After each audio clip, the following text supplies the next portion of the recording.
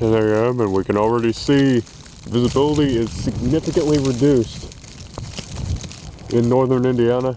Major snowstorm going on, and snowfall rates are very heavy at the moment. Visibility restricted to below 1/4 mile.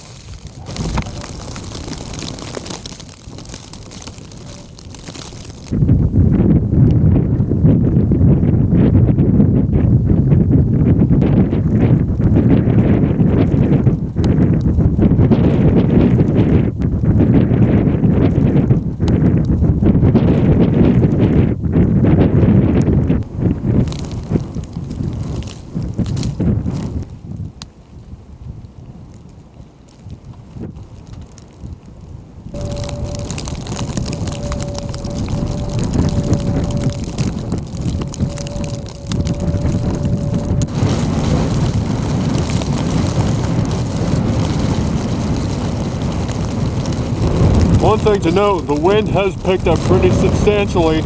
We're now gusting over 20 miles per hour continuously.